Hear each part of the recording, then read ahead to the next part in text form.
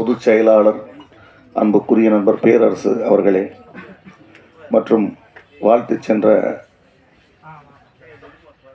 ஜாம்பவான்களே,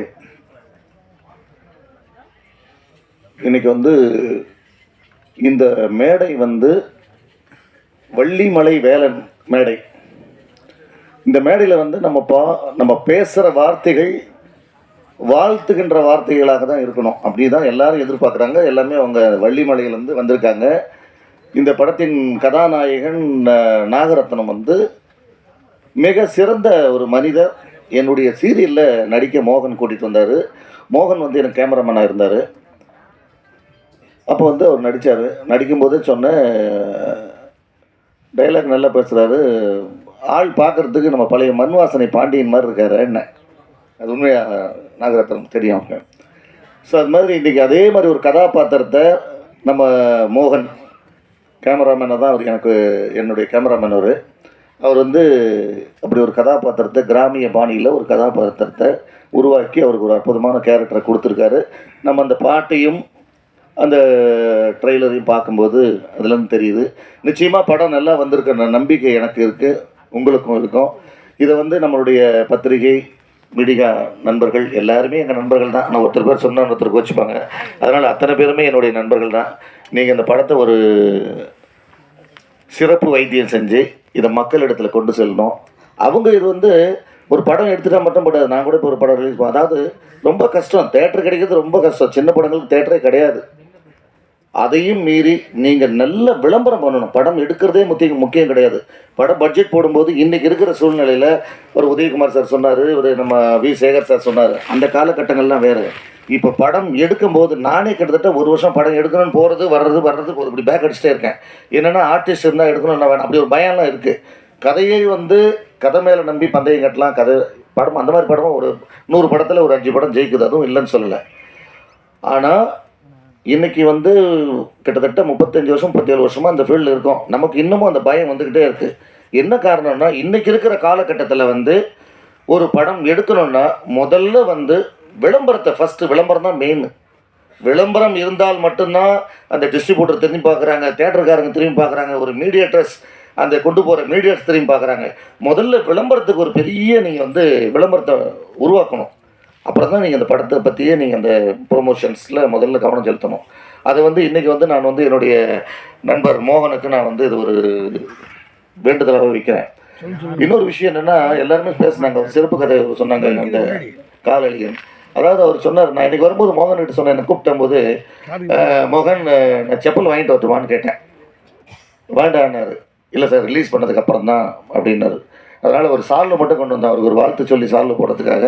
அதே மாதிரி நம்ம கதாநாயகன் நாகரத்னம் நல்ல ஒரு சிறந்த அவரும் ஒரு ஊராட்சி மன்ற தலைவராக இன்றைக்கி சிறப்பான ஒரு மக்களுக்கு நலத்திட்டங்களையும் நல்லதையும் ஒரு சிறப்பான ஒரு அரசியல்வாதியாக இருந்து அவர் செஞ்சுக்கிட்டு இருக்காரு ஒரு பக்கத்தில்.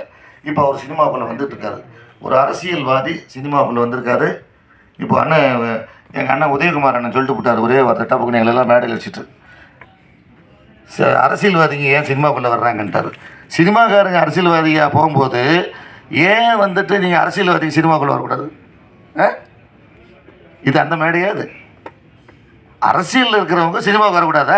ஒரு கோவை தம்பி அண்ணன் ஃபஸ்ட்டு படம் என்ன படம் சார்? ஃபஸ்ட்டு படம் பயணங்கள் முடிவதில்லை. ஆர் சுந்தரராஜ் என்ற ஒரு டைரக்டரை உருவாக்குனது யாருன்னா ஒரு அரசியல்வாதி சார். அன்னைக்கு கோவை தம்பி, அவர் பேர் கோவிந்தசாமி, அதிமுகவில் எம்ஜிஆர் அமைச்சரவையில் மந்திரி ஆக்கிறதுக்காக இருந்தவர். ஒரு எம்எல்ஏ, கோவை மாவட்டத்தில் பிறந்து வளர்ந்தவர். அவர் ஒரு எம்எல்ஏ. அவரை எம்எல்ஏவாக இருக்கும்போது டைரக்டர் ஆர் சுந்தரராஜன் சார் போய் அப்ரோச் பண்ணி, அண்ணா நீங்கள் ஒரு படம் எடுக்கணுன்னு அப்படின்னு கதையை சொல்கிறாரு.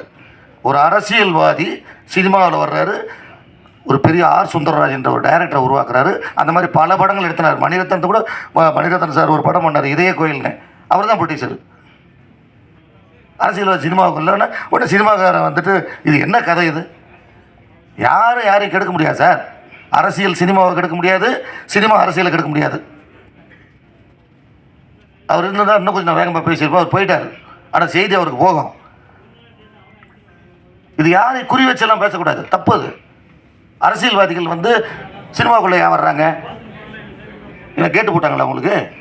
சார் நம்ம நல்ல படம் எடுத்து அந்த தேட்டரில் எட்டுன்னு அதை அழகாக கொண்டு போனோம்னா மக்கள் தானாக உள்ளே வருவாங்க. இன்றைக்கி என்ன நிலைமைன்னா நம்மளுக்கு டிக்கெட் எடுத்து கொடுக்கணும். தேட்டருக்காரன் எப்படி கொடுக்குறாங்க, படம் எடுத்த உடனே வந்துட்டு தேட்டர் வாடகை 2 டேர்ம்ஸ் போடுறாங்க.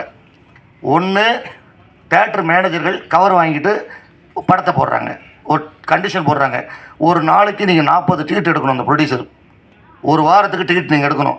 அதுக்கு மேலே ஆடியன்ஸ் வந்தால் அந்த பணம் வந்து ஷேர் வரும் உங்களுக்கு. 70-40 தேட்டருக்காரங்களுக்கு 70 போகும், நம்ம பட ப்ரொடியூசருக்கு 30% வரும். அதுக்கப்புறம் எல்லா டேக்ஸஸ் எல்லாம் போக வரும். ஆனால் அவங்க சொல்கிற ஒரே கண்டிஷன்ஸ், நீங்கள் டெய்லி டிக்கெட் எடுக்கணும். இன்னொன்று வாடகை, ஒரு வாரத்துக்கு வாடகை கொடுத்துருங்க, ஒரு ஷோ கொடுக்குறேன் அந்த வாடகை.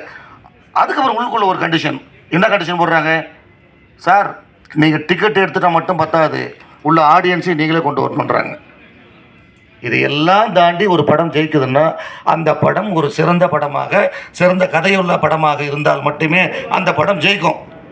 அந்த வகையில் உங்கள் அனைவருடைய ஆசீர்வாதத்தோட இந்த படம் நிச்சயமாக நல்ல அருமையான தேட்டர்களுக்கு கிடச்சி இந்த படம் வந்து நல்ல ஒரு கருத்துள்ள படமாக மக்கள் ஏற்றுக்கிட்டு வியாபார ரீதியாக இந்த படம் வெற்றி கொடுத்து இந்த படம் ரிலீஸ் ஆகிற அன்றைக்கி எங்கள் மோகனுக்கு வந்து நான் தான் செப்பல் வாங்கி கொடுக்க போகிறேன். அதே மாதிரி நாங்கள் இந்த படத்தின் கதாநாயகன் தயாரிப்பாளருக்கும் என்னுடைய வாழ்த்துக்கள்.